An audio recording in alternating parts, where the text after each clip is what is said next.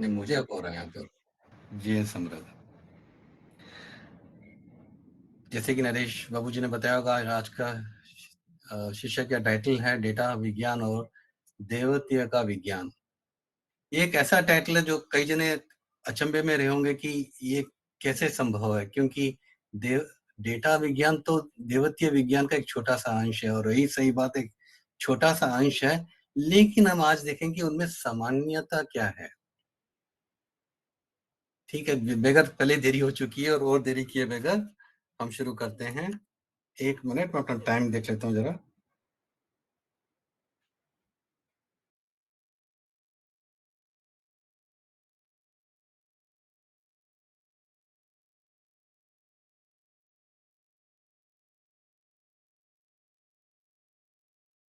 आज का शीर्षक है डेटा विज्ञान और तत्व ज्ञान का विज्ञान। तारीख है 26 फरवरी। समय है 7:30 बजे इंडियन स्टैंडर्ड टाइम। और प्रस्तुत करता है जयप्रकाश गोयल। ये सब मिलाकर हमें एक जानकारी देते हैं या सूचना देते हैं। इसके हर एक पंक्तियां आके एक डेटा है। अगर इनमें से कुछ पंक्तियां हटा दी जाए तो इस सूचना का कोई मतलब नहीं रहेगा।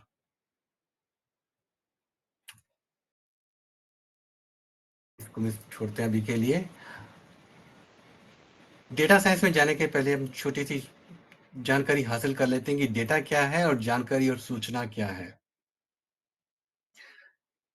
डेटा या डाटा सादे असंगठित तथ्य हैं जिनमें संसाधित करने की आवश्यकता है।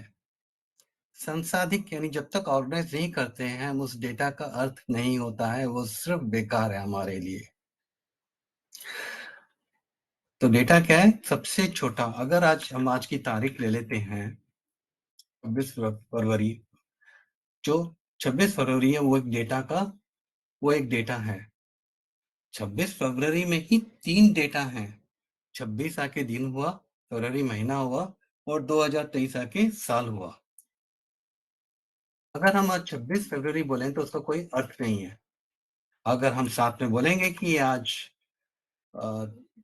जयप्रकाश गोयल आके डाटा विज्ञान और तत्व ज्ञान के बारे में बोलने वाले हैं, तो एक हमारे लिए बहुमूल्य इंफॉर्मेशन और सूचना बन जाती है। तो जानकारी सूचना क्या है? जब डेटा को संसाधित मतलब प्रोसेस किया जाए, व्यवस्थित किया जाए और संरचित किया जाए, किसी एक संदर्भ में उसको प्रस्तुत किया जाए, तो यह सूचना या जानकारी बन जाती है। So जैसे इंग्लिश में डाला हुआ है, when data is processed, organized, structured or presented in a given context, it is useful and it becomes information. अगर हम आज की तारीख को, जो आज का दिन है 26 को, हम अलग कर लेते हैं 2 और 6 को। 6 को कुछ बाइनरी कोड में ऐसे लिखा जाता है, 1 और 0। बाइनरी कोड में सब कुछ 1 या 0 ही होता है, उसके अलावा और कुछ नहीं होता है। सब जानते हैं कि कंप्यूटर एक इलेक्ट्रॉनिक उपकरण है। हर एक इलेक्ट्रॉनिक उपकरण निर्देशों को बाइनरी कोड में ही प्रोसेस करता है। हमारे कंप्यूटर में सब कुछ, बेशक वो टेक्स्ट फाइल हो या फिर इमेज हो, वीडियो हो और ऑडियो हो, सभी को आके बाइनरी कोड में कन्वर्ट किया जाता है और कंप्यूटर में उसको सेव किया जाता है।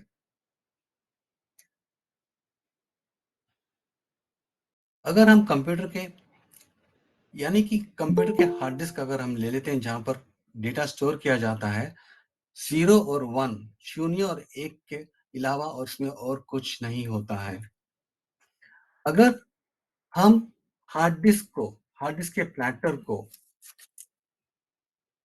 अगर आप एक स्टैंड अलोन कंप्यूटर ले लेते हो जो इंटरनेट से कनेक्टेड नहीं है, जो कुछ भी आपके कंप्यूटर में है उस हार्ड डिस्क में ही स्टोर किया हुआ है, सेव किया हुआ है। उसके अलावा और कहीं भी डेटा नहीं होता है, इंफॉर्मेशन नहीं होता है।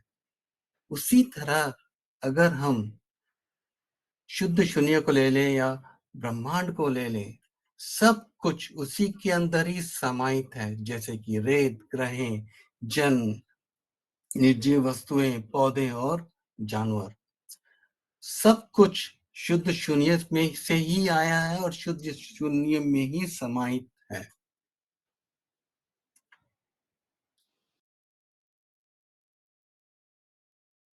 अब कैसे उत्पन्न हुआ शुद्ध शून्य से? शुद्ध शून्य स्वदबाव के कारण टूटकर ईशगणु बन जाते हैं।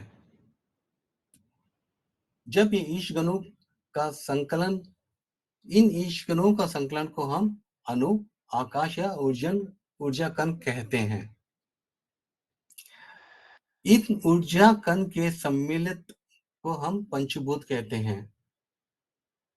अणुओं का सम्मिलित संचालन ही पंचभूत माना जाता है। और पंचभूत आप सब जानते हैं, भूमि यानी पृथ्वी, जल, पानी, वायु, हवा, अग्नि, आग और आकाश, ये सब हमारे पंचभूत हैं।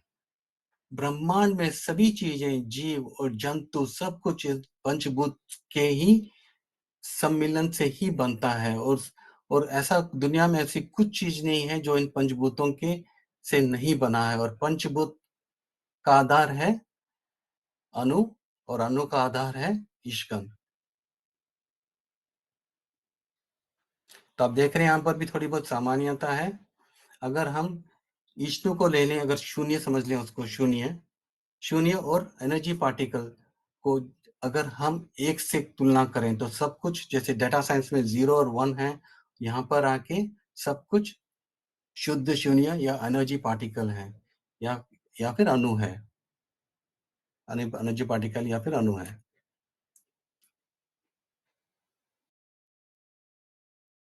अब देखते हैं डेटा विज्ञान क्या है।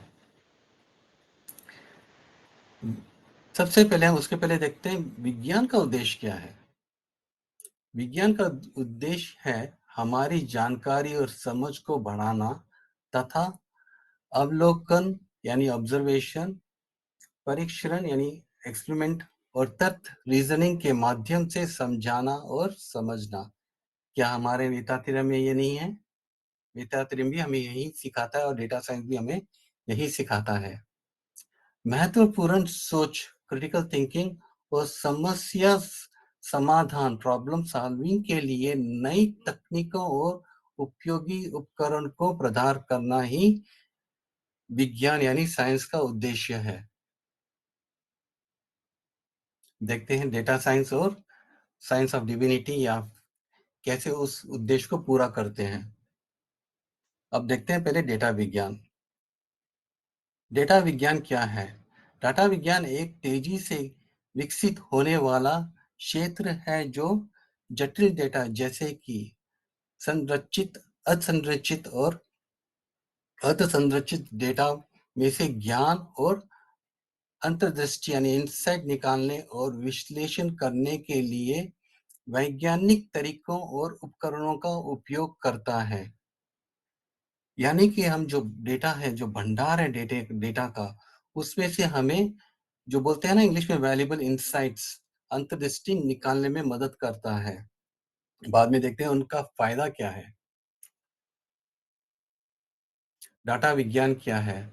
व्यवसायों, सरकारों और अन्य संगठनों द्वारा उत्पन्न और एकाग्र किए जा रहे डेटा की मात्रा के कारण हाल के वर्षों में डेटा विज्ञान तेजी से महत्वपूर्ण हो जा रहा है।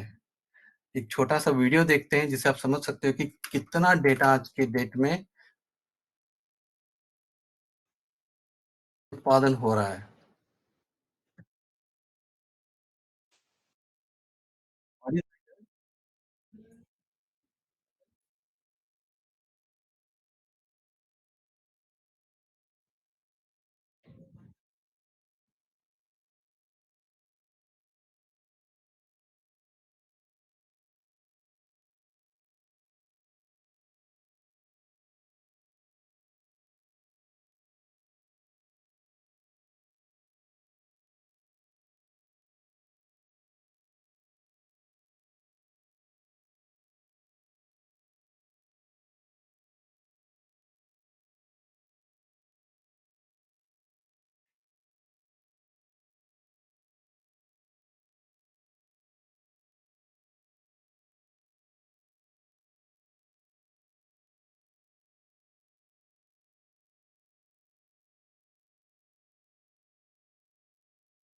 तो आप देख सकते हैं कि कितना कितना डेटा का तादाद है आज के ज़माने में। अगर हम उसे ऑर्गेनाइज़ नहीं करें और ठीक से प्रोसेस नहीं करें तो हमारे लिए बेकार है। तो डेटा विज्ञान इसी क्षेत्र में काम करता है ताकि हमें उस डाटा से हमें वैल्यूएबल इनसाइट्स मिल सके। डाटा विज्ञान में इस विशाल डाटा का प्रभावी ढंग से विश्लेषण और व्याख्या करने की क्षमता है। बहुमूल्य अंतर्दृष्टि प्रदान करता है। डेटा साइंस हमें वैल्यूएबल इनसाइट्स देता है। संगठनों, सरकारों को बेहतर निर्णय लेने में मदद करता है, संचालन में सुधार करता है, नवाचार इनोवेशन को बढ़ावा देता है और वास्तविक दुनिया की समस्याओं को हल करता है। यानी डेटा साइंस आके साइंस का जो उद्देश्य है उसको पूरा करता है। डेटा साइंस में कुछ भूमिकाएं, उनमें आके एक डेटा एनालिस्ट होता है, एक मशीन लर्निंग इंजीनियर होता है, एक डीप लर्निंग इंजीनियर होता है, डेटा इंजीनियर होता है, एक डेटा साइंटिस्ट होते हैं।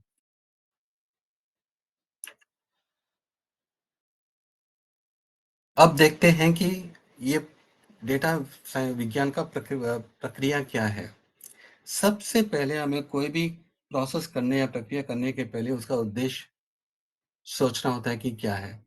चलो आज के लिए मैं एक उद्देश्य लेता हूँ कि हमारे काफ़ी व्हाट्सएप ग्रुप्स हैं। वेदांतरियम के ही काफ़ी व्हाट्सएप ग्रुप हैं। उनमें से एक में काफ़ी जानकारी अधिकतर में कइयों में अधिक जानकारी है, लेकिन मैं एक व्हाट्सएप ग्रुप लेना चाहूँगा, नाम नहीं बताना चाहता, लेकिन एक में अधिक जानकारियाँ हैं। उन जानकारियों को निकाल कर मैं एक वेदांतरियम का ज्ञान भंडार बनाना चाहता हूँ, एक नॉलेज बेस बनाना चाहता हूँ, उदाहरण के रूप में। मेरा उद्देश्य है कि व्हाट्सएप में जितने सारे मैसेजेस आए हैं, उनसे एक ज्ञान भंडार, वेदांतरियम का ज्ञान भंडार बनाऊँ। तो सबसे पहले क्या होता है, डेटा एक्विजिशन मतलब डेटा की प्राप्ति। यहाँ तो मेरे लिए सरल है, व्हाट्सएप ग्रुप में ही सारा डेटा मेरे लिए पर्याप्त है। लेकिन अगर आप जा रहे हो, अगर आप डेटा साइंस के थ्रू कुछ खोज करना है, उदाहरण के रूप में एक वैक्सीन का क्या प्रभाव है, तो आपको जगह-जगह पे वेब सर्वर्स में जाना होगा, वैक्सीन कंपनीज़ में जाके उनका डेटा निकालना होगा और गवर्नमेंट ऑफिसेज़ में जाके पता करना होगा कि क्या हुआ, हॉस्पिटलों में जाके आपको पता करना होगा कि इस वैक्सीन का क्या प्रभाव था। तो उसे डेटा एक्विजिशन कहते हैं। एक बार डेटा को एक्विजिशन करने के बाद उसको तैयार की जाती है। डेटा तैयारी के वक़्त आके डेटा को क्लेंजिंग और उसको ट्रांसफ़ॉर्म किया जाता है। उदाहरण के रूप में मेरे व्हाट्सएप ग्रुप में काफ़ी मैसेजेस हैं, कुछ शुभ चिंतक मैसेजेस हैं, वेल विशिंग मैसेजेस हैं, वो उस समय के लिए अच्छा है, कुछ दिवाली और होली पे विश किए हुए कुछ विशेस हैं, वो उस समय के लिए अच्छे थे, लेकिन अभी मैं जब जब वेदांतरियम का ज्ञान भंडार बनाना चाहता हूँ, उसके लिए वो उतने उपयोगी नहीं है, तो मुझे उनको निकालना है, उसे आके डेटा क्लेंजिंग का प्रोसेस कहा जाता है। और कुछ डाटा आके उसमें अ, अन्य लैंग्वेज में फॉर एग्ज़ाम्पल तमिल में है, जो मुझे हालाँकि समझ में आता है, लेकिन इतने हद तक समझ में नहीं आता, तो उसे मुझे ट्रांसफ़ॉर्म या ट्रांसलेट करना पड़ता है। तो ये सब आके डेटा प्रिपरेशन का प्रोसेस है। एक बार डेटा तैयार होने के बाद उसका डेटा का विश्लेषण किया जाता है। फिर उस विश्लेषण करने के बाद आके उसका एक मॉडल बनाया जाता है। उदाहरण के रूप में आके सॉफ्टवेयर इंजीनियरिंग में आके हम एक इसे बोलते हैं एंटिटी डायग्राम, जो बताते हैं कि हाँ भाई हमारे इस डेटाबेस को हम कैसे मॉडल करते हैं।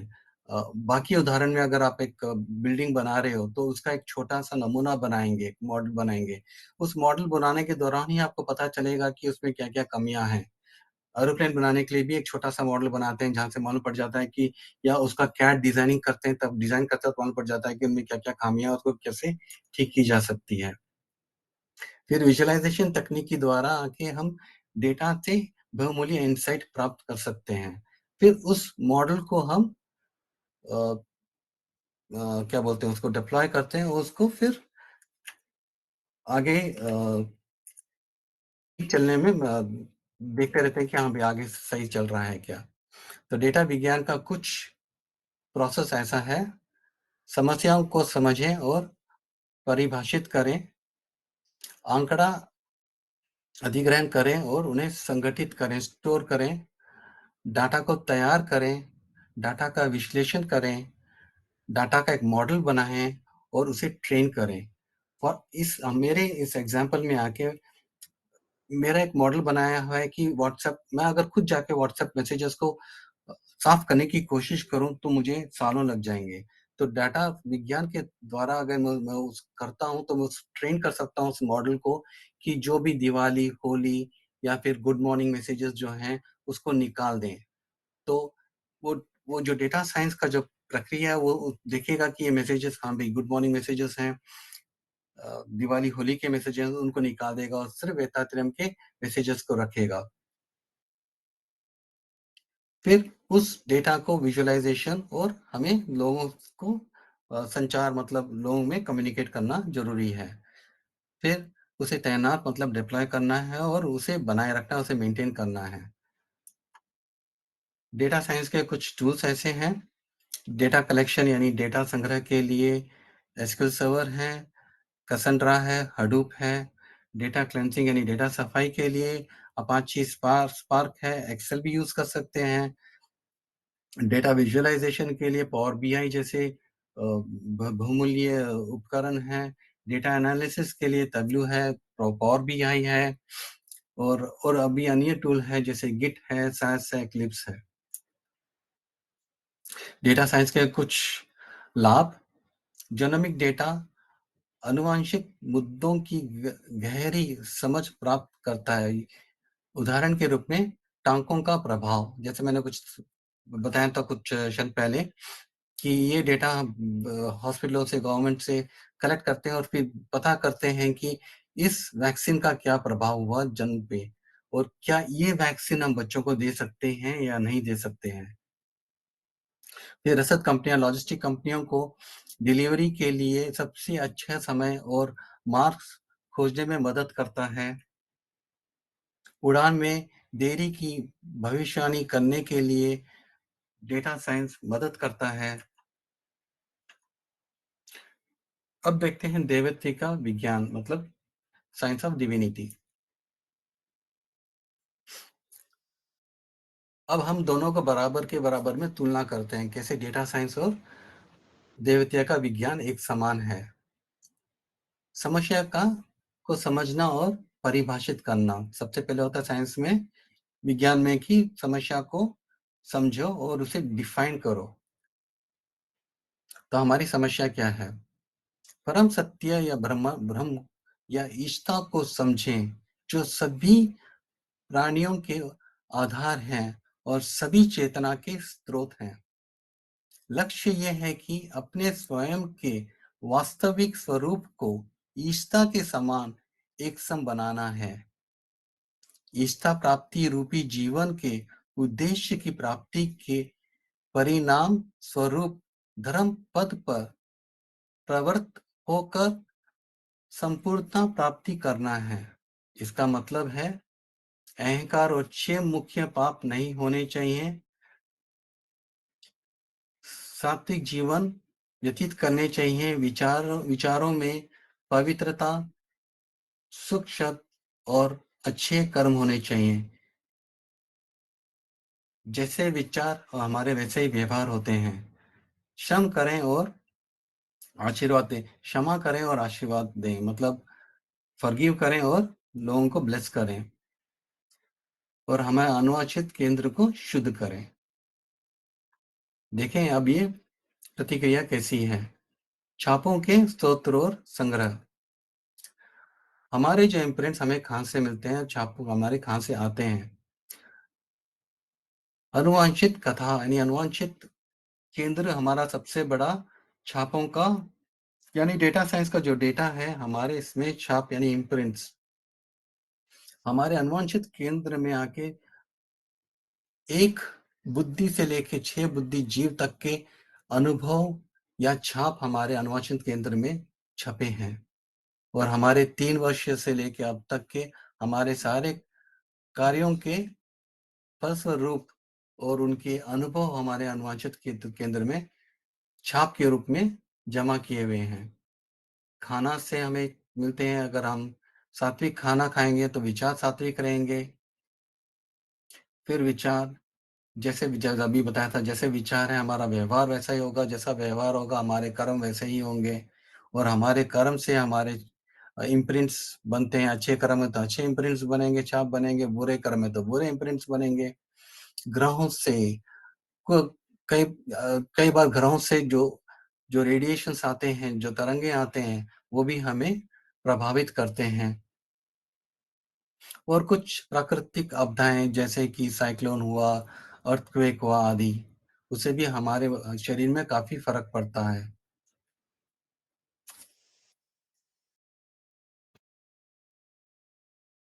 अब देखते हैं कि हमारे शरीर में यानी हमारे अनुवांशिक क्षेत्र में कैसे हमारे डेटा कलेक्ट होता है, यानी हमारे इम्प्रिंट्स कैसे कलेक्ट होते हैं। कई बार मैं चाबी रख के भूल जाता हूँ या चश्मा रख के भूल जाता हूँ, मैं खुद को पता नहीं चलता कि मैंने ये रखा है, मैं और क्यों ढूँढ नहीं पाता हूँ। जब हम कोई भी चीज़, वस्तु देखते हैं या कोई भी चीज़ सुनते हैं, उस चीज़ की छवि हमारे मस्तिष्क में जाकर सिकुड़ कर जैव चुंबकीय तरंग के रूप में परिवर्तित होकर हमारे अनुवांशित केंद्र में जाके जमा हो जाती है। अगर जब कभी हम गाय नाम का शब्द सुनते हैं उदाहरण के रूप में, या फिर अन्य कोई गाय सड़क पर देखते हैं, तो जो गाय की छवि जो हमारी अनुवांशित केंद्र में जमा हो जाती है, वहाँ से विकसित हमारे मस्तिष्क में विकसित होते विचार के रूप में प्रस्तुत हो जाती है और फिर हमें याद आता है कि हमने गाय को कहाँ देखा था, गाय क्या कर रही थी, क्या रंग की थी, वगैरह-वगैरह।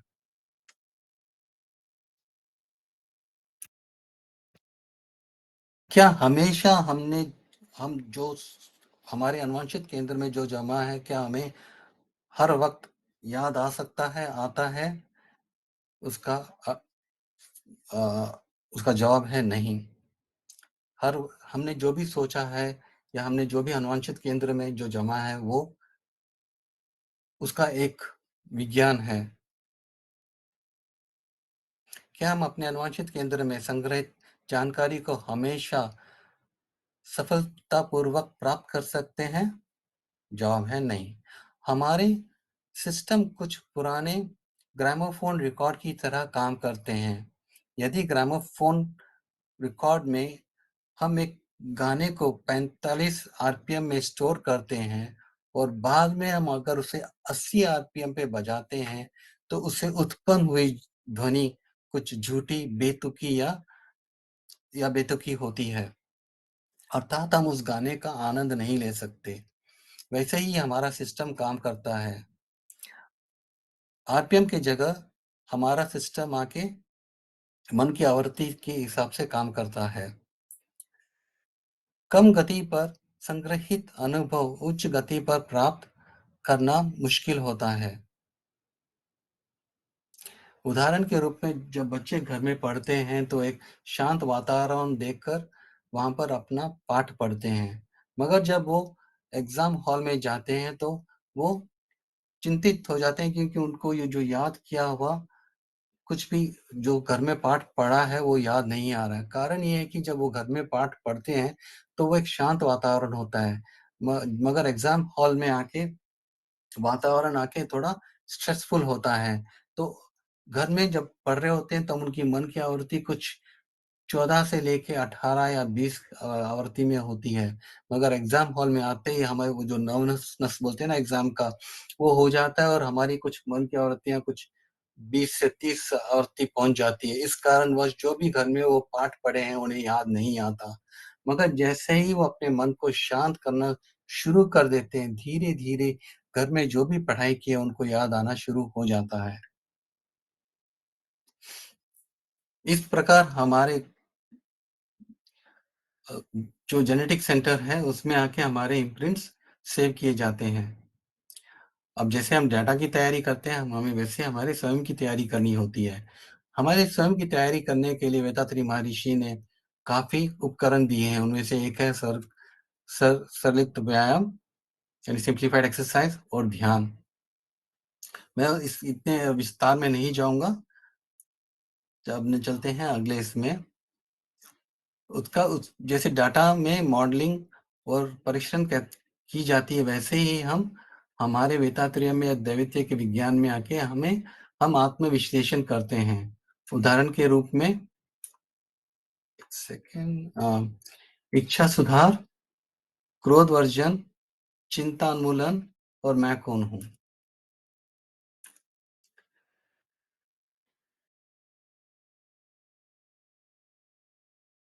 हमारे इच्छा विचारों सबसे पहले हमें हमारे विचारों को सुधारना होगा, यानी हमारे विचारों को टटोलना होगा। उसके लिए स्वामी जी ने आके बहुत ही अच्छी तरीका बताए हैं। उन्होंने एक तालिका बनाने के लिए रखा है जिसमें हम अपने विचार लिख सकते हैं और विचार के कारण क्या है। विचार आने के काफ़ी कारण होते हैं, जैसे हमारी आवश्यकताएँ, हमारी नीड्स, हमारी आदतें, हमारी हैबिट्स, परिस्थिति, सर्कमस्टेंसेस, दूसरों से प्रभावित होना, दूसरे क्या कर रहे हैं, दूसरे क्या पहन रहे हैं, उससे प्रभावित होके हमारे मन में उस हिसाब से विचार आते हैं। फिर हमारे अनुवांशित केंद्र में जो छाप हैं, उसके कारण भी हमें कुछ विचार आते रहते हैं और कुछ देवत्व के विचार हैं। इन विचारों को हम तोलना होगा कि ये क्या विचार अच्छे हैं या बुरे हैं। अच्छे हैं तो उन्हें पूरा करने का हमें कोशिश करनी चाहिए। अगर बुरे हैं तो हमें एक संकल्प लेके उन बुरे विचारों को आगे नहीं आने का संकल्प लेना चाहिए।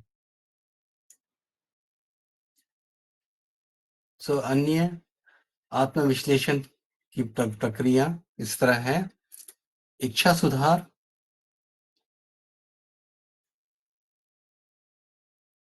हमें इच्छाएँ आती है प्राकृतिक आवश्यकताएँ के हिसाब से, यानी हमारे नीड्स के कारण, कुछ पुराने अनुभवों के कारण और जीवन के उद्देश्य रूपी ईश्वरता के बोध के लिए, यानी डिज़ायर ऑफ डिविनिटी।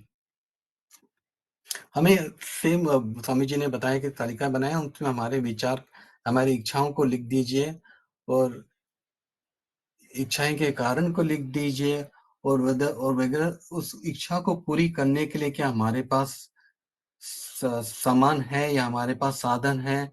अगर नहीं है तो क्या हम उस इच्छा को अ, स्थगित कर सकते हैं, पोस्टपोन कर सकते हैं या उसको नज़रअंदाज कर सकते हैं या उस इच्छा को हम भूल सकते हैं। कुछ कुछ इच्छाओं को हम पूरी, अगर हमारे पास साधन है तो पूरी कर सकते हैं, तो पूरी करनी चाहिए। फिर फिर आता है क्रोध वर्जन। जब इच्छाओं की पूरी नहीं होती है या इच्छाओं को पूरी करने में बाधा आती है, तो हमें क्रोध आता है। स्वामी जी वैसा ही हमें क्रोध वर्जन की प्रक्रिया बताए हैं, जहाँ पर हम कुछ में रात को सोने के से पहले कुछ क्षण ध्यान करें। अग्नि या तुरियम या तुरियातीतम पे ध्यान कर कर फिर हम इस तालिका बनाएँ, जहाँ पर हमारे क्रोध के बारे में, जैसे हम किस पे क्रोध आता है, जितने लोग जो हमें ज़्यादा प्रिय है, हमें उन पे ज़्यादा ही क्रोध आएगा। तो उसको लिखिए, जिस पे आपको क्रोध आ रहा है, क्रोध आने का कारण क्या है? उसमें उसमें मेरा क्या योगदान है उस क्रोध में? उस उसका परिणाम क्या है? उस क्रोध से क्या परिणाम है? और हमें एक संकल्प लेना है कि आइंदा हम इस व्यक्ति पे हम क्रोध नहीं करेंगे। तो जब भी हमें संकल्प लेंगे, जब भी हम उस व्यक्ति पे क्रोध आएगा, तो हमारा ये संकल्प हमें याद आ जाएगा। अब हम कोशिश करेंगे कि हमें उन व्यक्ति पे क्रोध ना करें। चिंता उन्मूलन, एराडिकेशन ऑफ वरीज़।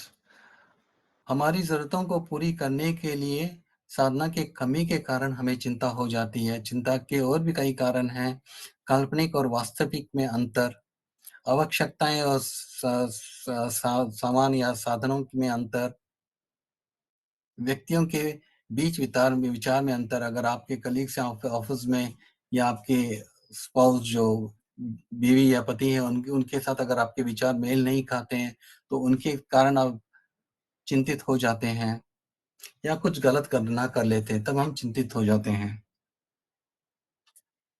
तो वैसे ही एक तालिका स्वामी जी ने बताई है, जिसे हम अपने विचार को उन्मूलन कर सकते हैं। फिर मैं कौन हूँ? ईश्ता ने ही स्वपरिवर्तन प्रक्रिया में ज्ञान व मैं के रूप में प्रवेश लिए हैं। ज्ञान आत्मा देवता स्वरूप हूँ, अतः सब में देवता स्वरूप ज्ञान ही है। मैं ही ज्ञान, ज्ञान ही देवता, मैं कौन हूँ? देवता ही मैं हूँ। शरीर मंदिर तुल्य है, यानी मंदिर, शरीर एक मंदिर है, उसमें विराजमान देवता ही ज्ञान है। वह मैं रूप में हूँ और मैं ही ज्ञान हूँ। कौन हूँ? मैं एक चलता फिरता ज्ञान मंदिर हूँ। यही ज्ञान तन व प्राण में विराजित होकर मन के माध्यम में मैं ही कहलाता है। अब एक छोटा सा उदाहरण देखते हैं। ये कृष्णमौली ईश्वरी का बताया हुआ एक एक तरीका है हमारे कुछ अ, आत्मविश्लेषण के लिए। तो अगर हमें कुछ नकारात्मक विचार आते हैं, तो हमें क्या करना चाहिए? हमें ध्यान करना चाहिए। सहस्त्रार मतलब तुरियम ध्यान में बैठ जाना चाहिए और कुछ देर तक ध्यान समाप्त होने के कुछ देर तक साइलेंस यानी मौन में बैठनी चाहिए। फिर हम उस नेगेटिव थॉट्स के बारे में, यानी नकारात्मक थॉट्स के बारे में सोचना चाहिए। उसका मूल कारण क्या है पता लगाना चाहिए और उसके दुष्प्रभाव क्या है उसको लिख लेना चाहिए या दिमाग में लेके आ जाना चाहिए कि दुष्प्रभाव क्या है। फिर हमें क्या पॉजिटिव थॉट से उस नकारात्मक विचार को सुपर इम्पोज किया करना चाहिए और फिर हमें विजुअलाइजेशन के तकनीक से हमें उस नकारात्मक को आपको मिटा देना चाहिए और पॉजिटिव विचार को अगर हम जितना सोचेंगे उतना ही आके हम उसको सुपर इम्पोज करके हम उस नकारात्मक विचार को मिटा सकते हैं।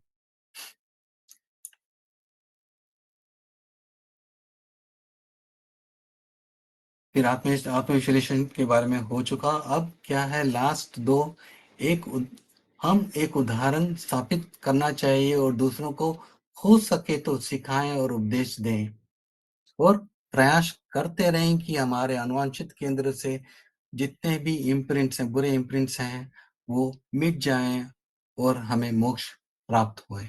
हमारा उद्देश्य क्या था? मोक्ष प्राप्त करना। और दैवित्य का विज्ञान हमें बताता है कैसे मोक्ष प्राप्त करना है। वैसा ही डेटा विज्ञान क्या है, हमें बहुमूल्य इंसाइट्स देना और डेटा विज्ञान भी हमें उसी प्रकार प्रक्रिया से हमें बहुमूल्य इंसाइट देते हैं जिससे हमारे आम जीवन में खुशहाली आती है। सो डेटा विज्ञान और दैवित्य विज्ञान में ये एक अच्छा समांतर है। आइंस्टाइन ने इंग्लिश में कहा है, science without philosophy is lame, philosophy without science is blind. तत्व ज्ञान के बिना विज्ञान तुच्छ है और विज्ञान के बिना तत्व ज्ञान अंधा है। धन्यवाद। जय संसार, जय संसार, जय समृद्ध।